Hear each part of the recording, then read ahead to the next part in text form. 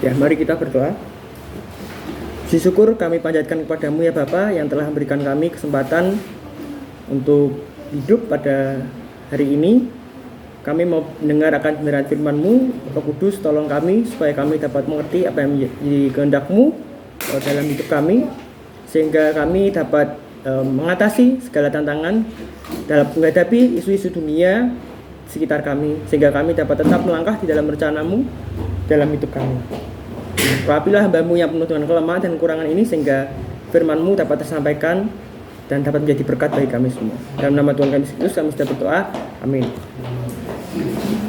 Sebentar saya ini ya, geser ini, tegian Pak.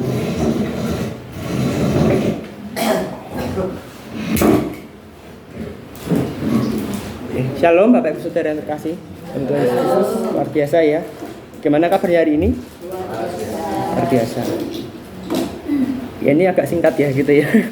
Karena tadi nggak ada kesaksian tuh, jadi lebih singkat karena saya rapat PI di Cerewet. Nah, saudara-saudara, khotbah saya pada hari ini saya beri judul menghadapi isu-isu dunia yang diambil dari Markus 13 ayat 7. Ya, saya akan bacakan sekali lagi. Bapak Ibu Saudara dapat membukanya di Alkitabnya masing-masing. Markus 13 ayat 7. Ini adalah khotbah Tuhan Yesus ya mengenai akhir zaman. Ya, saya akan bacakan pada saudara-saudara. Dan apabila kamu mendengar deru perang atau kabar-kabar tentang perang, janganlah kamu gelisah. Semuanya itu harus terjadi, tetapi itu belum kesudahnya, saudara-saudara. Nah, saudara-saudara, di dalam hidup kita, dunia kita semakin maju dan berkembang, saudara-saudara. Kita tidak bisa membantah, kita tidak bisa mengkiri bahwa dunia kita semakin maju dan berkembang. Ya, misalnya kita beribadah dulunya harus datang ke gereja, sekarang bisa ibadah online. Ibadah doa bisa online. Kemudian komunikasi, ya dulunya perlu pakai telepon, perlu ke wartel, sekarang kita bisa pakai WA, pakai Zoom, ya. Meminjam gitu ya, dulu kita harus ke korporasi, sekarang ada pinjaman online kayak gitu. Ya, betul ya. Nah, itu yang menyengsarakan juga gitu ya. Ditagih sana sini ya kan ke orang-orang lain juga. Semuanya mudah ya, semuanya serba mudah. Tapi di satu sisi dunia kita juga semakin bermasalah juga, ya kan? Bencana, ya, bencana, perang, penyakit, kematian, ya, belum lagi masalah-masalah yang lain. Itu adalah isu-isu dunia, masalah-masalah dunia yang kita alami, yang kita tidak bisa sendiri. Lalu bagaimana sikap kita sebagai orang percaya untuk dapat menghadapi isu-isu dunia ini? Nah, kita akan belajar bersama-sama. Bisa di next, Mas Boris ya. Nah, yang pertama adalah isu-isu dunia apa saudara? Tidak dapat dihindari. Yang pertama adalah isu-isu dunia tidak dapat dihindari.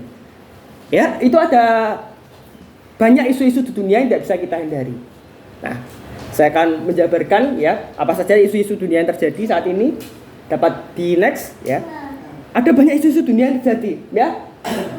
Perang di Israel yang sudah 2 tahun menewaskan berapa saudara-saudara ini? 67 orang tewas ya. Orang-orang yang tidak berdosa 67.000 orang di dunia, di warga Israel 67.000 warga tewas. Mereka orang-orang nggak berdosa kena perang, dan itu juga terjadi ada kelaparan di jalur Gaza, jalur-jalur ditutup. Ya, bayangkan orang-orang yang tidak berdosa, yang nggak bersalah kena akibatnya, dan juga di situ ada orang-orang Kristen juga. Kemudian ancaman gempa megatrust gitu ya, katanya di pesisir selatan Jawa ada megatrust 9 skala Richter. Artinya apa saudara-saudara? Gelombang tsunami yang raksasa. Dan itu terjadi sekitar 500 sampai 600 tahun sekali. Karena di Jawa pernah juga. Jadi itu tsunami-nya itu sampai tinggi kayak gitu. Sangat tinggi sekali dan bisa menghancurkan. Nah, bayangkan kalau tsunami megatrust saudara-saudara. Apalagi dekat pesisir ya. Nah, bayangkan apa yang terjadi. Kalau seandainya terjadi megatrust itu gempa bumi, ya. Anak-anak masih kecil pada sekolah, ya kan. Bagaimana kehidupan kita? Terus selain gempa bumi, banjir, ya, rob semakin lama semakin tinggi. Juga kenaikan bahan-bahan pokok, gitu ya. telur. Yang ibu-ibu kan mengalami telur, naik daging sapi, daging ayam gitu ya. Betul ya. Naik itu ya. Naik puncak gunung tapi enggak turun-turun kayak gitu. Harga bensin naik terus ya. Dulu Pertalite 7.650, sekarang 10.000 ya. Naik terus, jadi itu tantangan-tantangan yang ada. Nah, ternyata ini bukan hal yang baru karena Tuhan Yesus sudah menubuatkan ya. Di ayat 8 berkata bahwa Tuhan Yesus sudah menyatakan bahwa perang ya kan, gempa bumi di berbagai tempat itu ya. Kemudian ada juga apa lagi? Kelaparan ya. Sudah dinubuatkan oleh Tuhan Yesus 2000 tahun yang lalu. Dan ini sedang terjadi. Dan ini artinya apa, saudara-saudara? Artinya akan kedatangan Tuhan sudah semakin mendekat. Ya, karena itu Tuhan Yesus kata inilah permulaan zaman baru. Ya, Tuhan Yesus akan semakin kedatangannya akan semakin mendekat. Nah, tapi juga ada prediksi orang lain ya. Wah, Tuhan Yesus akan datang. Ya kan kalau saudara lihat di YouTube, Tuhan Yesus akan datang jam segini, tanggal segini. Itu ada yang ngomong Oktober, September kemarin, ada yang ngomong 2033 gitu ya. Pas 2000 tahun. Nah, tapi yang kita perlu pegang adalah di Alkitab karena hanya Bapaknya sendiri yang tahu, ya. Enggak ada orang yang tahu bisa memprediksi kedatangannya. Nah, tapi ada berbagai macam respon. Masih sebelumnya Mas Boris ya. Tapi ada berbagai macam respon. Ya, ada yang optimis ya, bisa mengatasinya, tapi ada juga yang cemas ya tentang isu-isu dunia ini. Nah, lalu bagaimana respon kita? Nah, saya akan menampilkan realita yang terjadi di dunia saat ini ya. Ada kelaparan global ya. Ya. 637 juta orang kelaparan setiap harinya, saudara-saudara. Jadi saat kita bisa makan ya, menikmati, ternyata ada saudara-saudara kita sebanyak 637 orang mengalami kelaparan yang parah. Ya. 637 juta orang mengalami kelaparan setiap harinya, terbanyak dan mayoritasnya itu anak-anak sampai remaja, saudara-saudara. Ini bayangkan ini busung lapar di Afrika ya. Ya, seperti itu. Jadi saat kita makan, bisa minum enak makanan, tapi ada saudara-saudara kita yang kelaparan, nggak bisa makan karena terbatasnya makanan itu, sehingga busung lapar mengakibatkan juga kematian juga, meninggal dunia. Nah, selain kelaparan apa saja yang terjadi? Ya, juga BNPB, Badan Nasional Penanggulangan Bencana. Nah, sepanjang 2024 sudah terjadi berapa, saudara? 3.472 bencana dan 540 meninggal dunia dari bencana itu. Yang terbanyak jelas ya, yaitu banjir. 77% ini banjir di Jakarta. Selain itu ada gempa bumi, ya kan, tanah longsor, ya, kelaparan. Tapi ini menunjukkan bahwa itu adalah realita yang tidak bisa kita hindari. Selain itu apalagi selain bencana? Penyakit-penyakit ekstrim di dunia seperti ini. Ada yang kena tumor mulut gitu, ada yang matanya kena, kasihan gitu, ada yang wajahnya hancur kena penyakit lain. Itu adalah realita-realita penyakit ekstrim yang dialami manusia. Nah, seperti itu. Jadi sangat bayangkan, sangat menyakitkan, sangat menyiksa sekali ya. Tapi ya itu terjadi ya, kita nggak bisa menghindari juga karena itu kedaulatan Tuhan juga ya. Dan bersyukur kita diberi tubuh yang sehat, kita bisa beraktivitas, kita bisa datang beribadah, kita bisa melayani Tuhan. Nah, itu adalah hal-hal yang tidak bisa kita hindari, saudara-saudara. Nah, lalu saat menghadapi realita-realita seperti ini, kematian, penyakit, bencana alam, ya, perang. Nah, lalu bagaimana respons kita sebagai orang percaya? Nah, poin yang selanjutnya akan memberikan jawaban dari respon yang harus kita hadapi sebagai orang percaya. Nah, yang kedua adalah kita harus berani menghadapi isu-isu dunia, saudara-saudara ya. Ya, kita harus berani menghadapi isu-isu dunia. Nah, kita belajar bersama-sama ya, saudara-saudara ya. Nah, Tuhan Yesus berkata di sini apa, saudara-saudara? Janganlah kamu gelisah.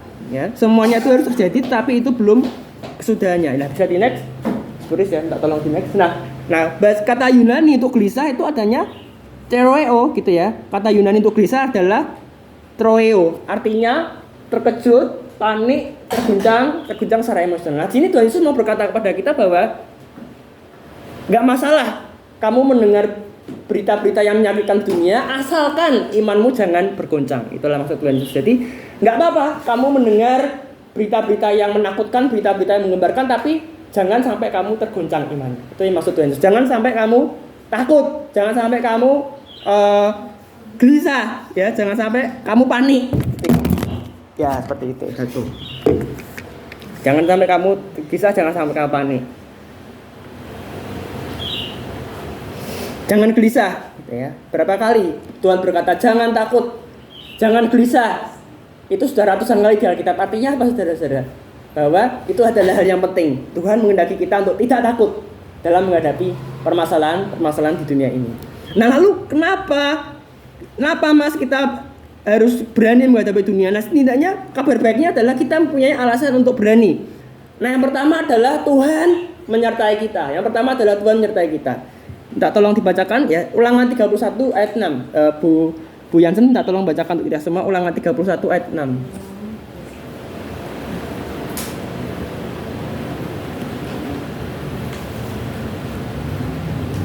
Ulangan 31 ayatnya ke-6.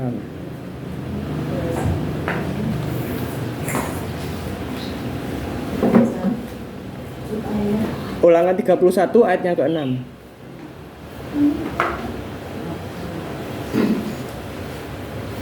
Demikian bunyi firman Tuhan, kuatkan dan teguhkan hatimu, janganlah takut dan janganlah gemetar karena mereka, sebab Tuhan Allahmu, dialah yang berjalan menyertai engkau, dan dialah yang berjalan menyertai engkau, ia tidak akan membiarkan engkau dan tidak akan meninggalkan engkau. Ya, terima kasih Bu yang telah bacakan untuk kita semua. Nah, itu adalah pesan Musa kepada Yosua dan bangsa Israel. Bangsa Israel akan berjalan ke tanah perjanjian, dan itu musuh-musuhnya luar biasa, saudara-saudara. Musuh-musuhnya itu raksasa-raksasa yang tinggi-tinggi, ya. Secara manusia mereka tidak bisa lawan, tapi apa? Musa menguatkan jangan takut, Tuhan menyertai engkau. Nah, artinya apa, saudara-saudara? Jadi saat bangsa Israel berjalan ke tanah perjanjian, Tuhan menyertai mereka, Tuhan meluputkan mereka dari musuh-musuh mereka. Nah, demikian juga dalam hidup kita, saudara-saudara. Ada juga tantangan dalam hidup kita. Masalah finansial, masalah kesehatan, anak yang bermasalah, kemudian masalah pelayanan, masalah pekerjaan, masalah lainnya. Tapi di dalam semuanya itu kabar baiknya adalah Tuhan menyertai kita, saudara-saudara. Walaupun kita susah, walaupun kita penuh pergumulan, tapi Tuhan menyertai kita. Artinya Tuhan berikan kita kekuatan, Tuhan berikan kita tuntunan, Tuhan memampukan kita mengalami semuanya itu.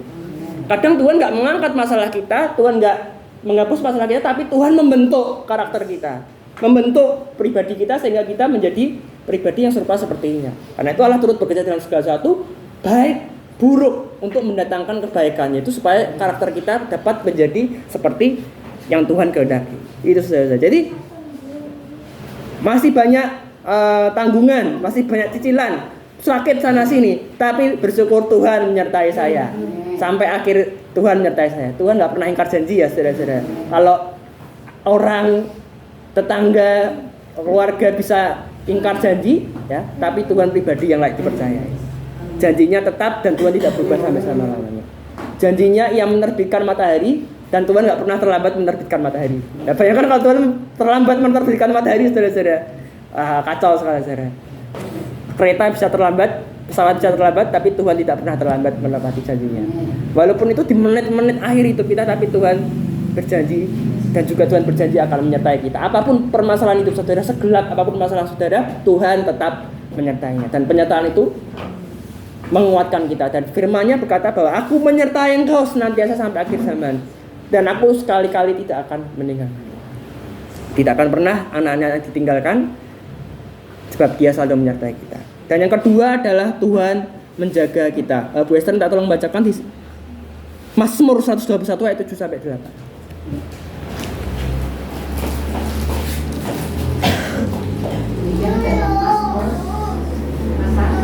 121 ayat 7 sampai 8. Demikian, Tuhan akan menjaga engkau terhadap segala kecelakaan. Ia akan menjaga nyawamu. Tuhan akan menjaga keluar masukmu dari sekarang sampai selama-lamanya. Amin. Terima kasih Bu Esther yang telah membacakan. Jadi Tuhan menjaga kita dimanapun kita berada. Bayangkan saudara-saudara, di kasus sekarang ini banyak orang jahat, saudara-saudara. Ada yang dibegal, ada yang dibunuh, ya kan? Ada yang diracun, kayak gitu. Tapi bayangkan saat kita keluar gitu, kita bisa sampai di tujuan dengan selamat, kita nggak dibegal, kita nggak ditembak kayak gitu. Nah itu suatu perlindungan Tuhan dari orang-orang jahat. Ya, kita naik transportasi umum nggak dijamret kayak gitu. Tapi ada banyak saudara-saudara kita yang dilecehkan gitu ya. Itu adalah suatu perlindungan khusus Tuhan. Tuhan menempatkan malaikat-malaikatnya untuk menjaga kita. Ya, Tuhan melindungi kita dari segala yang jahat. Nah, karena itu Tuhan berjanji bahwa Tuhan akan menjaga kita saat kita pergi, saat kita pulang di kota, saat kita pergi ke tempat yang jauh maupun tempat yang dekat. Karena itu Tuhan menjaga kita dimanapun kita berada tanpa kita sadari. Nah, bayangkan saudara-saudara, jutaan kali Tuhan menjaga kita, melindungi kita dari yang jahat. Tapi kita kadang khawatir, wah saat saya pergi nanti ada orang jahat apa enggak ya gitu ya. Nanti ada orang yang berniat jahat apa enggak ya, nanti ada malapetaka ya. Nah, tapi firman-Nya bahwa Tuhan menjaga kita, ya. Sini Tuhan menjaga engkau keluar dari masukmu, Tuhan menjaga nyawamu. Jadi sini artinya nyawa kita ada di tangan Tuhan. Tidak ada seorang pun yang berhak mengambil nyawa kita tanpa izin Tuhan, karena Tuhan melindungi nyawa kita. Jadi kita tidak perlu takut manapun kita pergi, ya, entah itu transportasi umum, menaiki pribadi, kita tidak perlu takut bahwa Tuhan melindungi kita, Tuhan menjaga nyawa kita. Tapi juga kita punya tanggung jawab juga untuk mempertahankan diri kita, melindungi diri kita, ya. Makanya saya ikut bela diri lagi. Dulu saya pernah ikut taekwondo tapi nggak betul ya, sekolah. Saya mau ikut taekwondo lagi untuk bela diri saya dan juga bela diri orang lain. Karena ya bela diri itu sangat penting, saudara-saudara ya. Self defense, apalagi kayak Kevin gitu ya. Kalau ada orang-orang jahat bisa menyerang gitu ya, menyerang itu. Wah, ini sekarang pembulian wah terjadi, apalagi ada berita ya, anak SMP itu membunuh anaknya karena dibully terus. Jadi anaknya itu dibully terus ya, tapi akhirnya anak itu balas toh, akhirnya dibunuh langsung. Itu luar biasa saudara-saudara ya, itu realita yang terjadi. Itu perlunya kita membela diri kita sendiri, membela diri dan juga orang lain sekitar kita. Jadi Tuhan menjaga kita. Kabar baiknya walaupun ada orang-orang jahat, dunia semakin jahat, tapi Tuhan menjaga kita. Dan kita harus bersyukur bahwa Tuhan menjaga kita. Itu adalah bukti bahwa Tuhan mengasihi kita, ya. Dan Tuhan selalu mengingat kita dimanapun kita berada. Karena itu Tuhan menjaga kita dimanapun kita berada. Dan yang ketiga adalah kenapa kita punya alasan untuk berani. Yang ketiga adalah Tuhan memberi kita bukan roh penakut, gitu ya. 2 Timotius 1 ayat 1, ya. 2 Timotius 1 ayat 7. Saya akan bacakan kepada saudara. Sebab Allah memberikan kepada kita bukan roh ketakutan, melainkan roh yang membangkitkan kekuatan, kasih dan ketertiban. Ada saudara-saudara sini yang ke kamar mandi pas malam-malam masih takut gitu ya. Maka ada. Ya, dulu saya takut ya di rumahnya Boyolali gitu ya. Mbah Boyolali itu kan dekat kuburan gitu. Saya takut kayak gitu karena gelap sekali. Saya gelap sekali perlu ditemani, tapi saat saya menerima Tuhan itu berani gitu ya. Saya puji-pujian walaupun derdek-derdek juga gitu. Ya akhirnya lama-lama biasa. Itu Bu Joko yang selalu minta ditemani itu kayak. Ayo ke temani kamar mandi kayak gitu kan. Oh, penakut kan kayak gitu. Saya berani bersyukur ya. Karena dari Tuhan. Walaupun kadang ada perasaan takut, derdek itu tapi ya puji-pujian gitu, Tuhan menyertai, Tuhan melindungi. Ya karena betul Tuhan. Jadi saat kita memiliki hubungan dengan Tuhan, kita akan mengalami keberanian, saudara-saudara. Karena roh yang diberikan pada Tuhan, roh yang membangkitkan keberanian, kekuatan, keberanian untuk melakukan kebenaran, keberanian untuk bersaksi, keberanian untuk memberitakan Injil, keberanian untuk menyuarakan kebenaran, termasuk keberanian di tempat yang sepi juga. Gitu ya. Ya itu mungkin bisa berlatih, mungkin saudara-saudara takut. Ingat, saudara punya Tuhan yang luar biasa, yang punya alam semesta ini. Ngapain kita harus takut? Malaikat-malaikatnya ditempatkan di sisi kita, melindungi kita, ngapain kita harus takut? Ya. Aku nggak takut karena Tuhan besertaku, Tuhan ada di dalam diriku, gitu ya. Karena roh yang ada pada diri kita kan roh yang lebih besar dari roh dunia. Bersyukur loh saudara-saudara, Roh Kudus berkenan tinggal di dalam diri kita. Artinya setan-setan, gendruwo, kuntilanak, ya nggak berani, nggak takut karena kita sudah dimiliki oleh Kristus itu sendiri. Karena Roh Kudus bernaung dalam diri kita, makanya kita harus memiliki roh yang luar biasa, yang berani dalam menghadapi segala tantangan dalam hidup kita. Nah, jadi ada 3 alasan, ya. Apa kok kita harus nggak takut, ya? Yang pertama, Tuhan menyertai kita. Penyertaan Tuhan itu yang menguatkan kita di dalam situasi yang sulit. Yang kedua adalah Tuhan menjaga kita dimanapun kita berada. Yang ketiga adalah Tuhan memberi kita bukan roh penakut. Nah, kalau misalnya roh penakut, yaitu dari roh mana ya gitu ya. Itu bukan roh kudus tapi roh kardus ya gitu kan. Iya, takut. Ini takut bersaksi, takut ke tempat gelap kayak gitu kan. Nah, berarti kita belum menyerahkan kendali hidup kita kepada Tuhan. Diri kita, keakuan kita yang masih menguasai diri kita. Tapi saat kita menyerahkan kendali hidup kita pada Tuhan, maka kita akan dipenuhi dengan keberanian. Kita tidak takut dalam situasi tantangan dalam hidup kita, tidak takut menghadapi masalah, karena Tuhan beserta kita dan menjaga kita, dan Tuhan memberikan kita roh yang penuh keberanian. Nah, selanjutnya, dengan kita memiliki keberanian dari Tuhan, ya, dengan kita memiliki keberanian dari Tuhan, hasilnya apa, saudara-saudara? Maka kita akan menjalani hidup yang terbebas dari rasa takut, rasa cemas, dan pikiran negatif. Ya kenapa harus takut? Kenapa harus cemas? Karena Tuhan yang luar biasa, Tuhan yang penuh hikmat, Tuhan yang punya alam semesta ada sertaku. Kenapa harus takut? Kenapa harus cemas?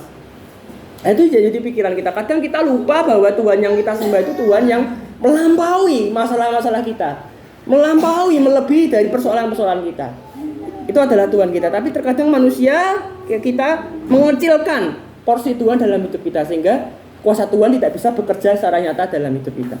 Nah, jadi saat kita menyerahkan hidup kita pada Tuhan, saat kita berani melangkah, saat kita menyerahkan diri kepada Tuhan, maka Tuhan akan memberikan keberanian kepada saudara, kekuatan kepada saudara, sehingga saudara dapat menjalani hidup dengan bebas, tanpa rasa takut, tanpa rasa cemas, ya, dimanapun saudara berada. Ya, dulu ya saya takut, ya, dulu tuh saya pemalu, ya. Tanya Pak Joko tahu, dulu saya pemalu, saya nggak berani lihat mukanya orang, lingus. Tapi karena keberanian dari Tuhan yang luar biasa, saya bisa ada di depan saudara seperti ini. Dan juga menginspirasi teman-teman saya yang lainnya, anak-anak youth gitu. Aku juga dulu ya nyakut, aku dulu ya malu. Tapi bukan karena kehebatan saya, bukan karena kemampuan saya, tapi Tuhan yang memberikan keberanian kepada saya. Jadi kita jangan takut dalam menghadapi isu-isu dunia ini. Isu-isu dunia itu nggak bisa kita hindari, tapi yang penting adalah respon kita. Apakah kita mau berlarut-larut, mau cemas, atau kita mau berani melangkah bersama dengan Tuhan. Dan ini ada suatu kesaksian nyata, saudara-saudara, ya, di wilayah perang. Wilayah perang. Bisa di next, ya. Ini kesaksian nyata di Ukraina, saudara-saudara. Di Ukraina. Ini, namanya ya Cemut, gitu ya. Bacanya gimana? Cemut. Kesaksian nyata dari Cemut, dari tim Transworld Radio Ukraina. Nah, ini situasinya pas perang, saudara-saudara. Jadi ada banyak rudal-rudal yang akan meledak. Ya, bayangkan ada serangan rudal yang meledak dan di situ ada bahaya. Nah, tapi dia si Cemut ini harus bertugas, saudara-saudara. Bertugas untuk meliput. Tapi akhirnya ya dia menyerahkan pada Tuhan. Akhirnya, namun tiba-tiba saya mendapati diri saya berpikir bahwa tidak ada rasa takut di hati saya. Ya, Kristus berkata, apa artinya berani? Artinya tidak akan ada rasa takut di hati. Akan ada kedamaian yang manis terlepas dari keadaan apapun. Dan akhirnya Cemut bersama teman-temannya bisa meliput di tengah permasalahan di dunia, di tengah perang, ya kan, perang rudal-rudal berjatuhan, tapi Cemut ini bisa bertahan, bisa menyelesaikan tugas-tugasnya, bisa meliput berita di tengah situasi yang sulit. Nah, saudara, bayangkan bahwa keberanian dari Tuhan, keberanian dari Kristus, ya, kuasa dari Kristus itu membuat Cemut ini bisa bertahan di tengah situasi yang sulit ini. Nah, bayangkan saudara-saudara, permasalahan kita ini nggak ada apa-apanya dibandingkan dari Cemut ini, ya. Cemut ini sampai mempertaruhkan nyawanya, saudara-saudara. Dan kita pun nggak pernah sampai di situasi yang seperti Cemut ini, ya. Perang mengancam nyawanya, tapi Cemut ini bisa menyerahkan dirinya pada Kristus dan akhirnya bisa menang atas ketakutannya. Nah, demikian juga ketakutan dalam diri kita, saudara-saudara. Ketakutan kita apa? Ketakut masa depan, takut permasalahan, pinjaman-pinjaman yang belum dibayar, ya. Kemudian masa depan, sakit, kemudian apalagi masalah kesehatan juga, ya. Gimana nanti anak cucuku, gimana nanti masa depanku, Tapi saat kita menyerahkan diri kepada Kristus, saat kita berserah kepada Kristus, maka ketakutan itu bisa kita atasi. Nah, saudara-saudara, ketakutan, semua orang mengalami ketakutan, saudara-saudara. Tapi masalahnya adalah apakah kita bisa mengatasi ketakutan itu? Ketakutan bisa kita atasi, ya. Ketakutan ada dalam sekitar kita. Ada, semua orang punya ketakutan, ya. Semua orang punya ketakutan. Anak dewasa, orang dewasa, anak kecil punya ketakutan. Tapi masalahnya apakah kita mau menyerahkan ketakutan itu kepada Yesus? Apakah kita mau menguasainya atau kita menyerah? Dan itu adalah pilihan saudara. Dan saya milih, saya tidak takut akan masa depan saya karena Yesus beserta dengan saya. Kristus yang memegang hidup saya, dan Kristus akan menyediakan segala yang saya perlukan. Itu saudara-saudara. Jadi ketakutan kita itu adalah hal yang nyata, tapi yang terpenting adalah respon kita dalam menghadapi ketakutan itu. Kristus lebih besar dari ketakutan kita, Kristus lebih besar dari kecemasan kita, dan Kristus akan memampukan kita dalam mengatasi ketakutan itu, saudara-saudara. Jadi apa yang Cemut alami ini juga kita alami saat kita mau menyerahkan diri kita kepada Kristus. Jadi kita tidak takut karena Tuhan menyertai kita. Tidak takut karena Tuhan ada dalam diri saya. Itu yang menjadi pengharapan kita. Jadi ada dua hal yang bisa kita pelajari. Bagaimana sikap kita sebagai orang percaya, ya? Bagaimana kita menghadapi isu-isu dunia? Yang pertama adalah isu-isu dunia tidak bisa kita hindari. Itu nggak bisa kita hindari. Kita akan mengalaminya. Yang kedua adalah kita harus berani menghadapi isu-isu dunia itu. Dan sebagai aplikasinya, bagi penutup, yang pertama adalah janganlah takut dalam menghadapi persoalan, tantangan, masalah-masalah dalam hidup ini. Ingat bahwa Tuhan beserta kita dan memampukan kita dalam manusia. Jadi Tuhan yang besar, Tuhan kita yang lebih besar dari persoalan itu. Ya, jadi kenapa kita harus takut? Ya. Persoalan, tantangan, masalah. Kalau kita menganggap bahwa masalah itu besar, berarti kita sedang memberhalakan masalah itu. Merasa masalah itu besar dan merasa Tuhan tidak bisa. Tapi itu jangan takut, Tuhan kita adalah Tuhan yang besar yang memampukan kita dalam mengatasi tantangan masalah. Amin, saudara-saudara. Jangan takut dalam menghadapi persoalan karena Tuhan kita Tuhan yang besar. Yang kedua, jika kita takut, ya apa yang bisa kita lakukan? Yaitu kita mohon keberanian dan kekuatan dari Tuhan, saudara-saudara. Mohon keberanian dan kekuatan dari Tuhan supaya dimampukan dalam menghadapi berbagai macam dan persoalan dan tantangan dunia. Ya. Tuhan saya takut, Tuhan saya cemas, Tuhan saya nggak bisa menghadapinya. Mohon, berilah saya kekuatan, berilah saya keberanian dalam menghadapi situasi ini. Dan Tuhan akan berikan keberanian pada saudara sehingga saudara bisa menghadapi persoalan-persoalan saudara. Dan sesuai dengan janji firman-Nya bahwa Bapa di surga akan mengabulkan doa kita yang seturut dengan kehendak Tuhan. Jadi, mohon keberanian dan kekuatan dari Tuhan supaya dimampukan dalam menghadapi masalah. Di aplikasinya adalah jangan takut menghadapi persoalan apapun itu karena Tuhan kita Tuhan besar. Yang kedua, mohon keberanian dan kekuatan dari Tuhan untuk bisa memampukan kita dalam berbagai macam persoalan. Sebagai kesimpulan dari khotbah ini adalah isu-isu dunia memang tidak dapat kita hindari. Tetapi kabar baiknya adalah Tuhan menyertai kita, menjaga kita, dan memberikan kita roh yang memberikan keberanian sehingga kita dimampukan dalam menghadapi berbagai tantangan dan masalah dalam hidup ini. Amin. Mari kita berdoa. Terima kasih Bapa di surga atas kesempatan yang telah Kau berikan. Kami belajar bahwa isu-isu dunia, permasalahan-permasalahan tidak bisa kami hindari. Dan bahkan akan kami alami. Dan perang pun mungkin bisa jadi terjadi ya Bapak. Tapi kabar baik yang bisa kami pegang adalah Engkau menyertai kami, Engkau menjaga kami, Engkau bersama dengan kami, dan Engkau memberikan kami roh yang keberanian, roh memberikan keberanian kepada kami. Tolong kami supaya kami dapat berserah kepadamu dari waktu ke waktu, sehingga kami dapat menjalani hari dengan penuh keberanian, sehingga kami pun melalui kesaksian hidup kami, orang-orangmu juga melihat kuasa-Mu yang sempurna dalam hidup kami. Ampuni kami ya Bapak, kadang kami takut, kami cemas, kami memberhalakan masalah-masalah kami. Tolong kami supaya kami dapat berserah penuh kepadamu, percaya bahwa Engkau mampukan kami dalam menghadapi setiap permasalahan yang kami alami, seberat apapun masalah kami. Terima kasih Bapak dalam surga, Alhamdulillah sudah selesai. Roh Kudus kiranya Engkau meteraikan firman sehingga firman menjadi nyata dalam kehidupan kami. Dalam nama Tuhan kami Yesus Kristus kami sudah berdoa dan mengucap syukur. Amin.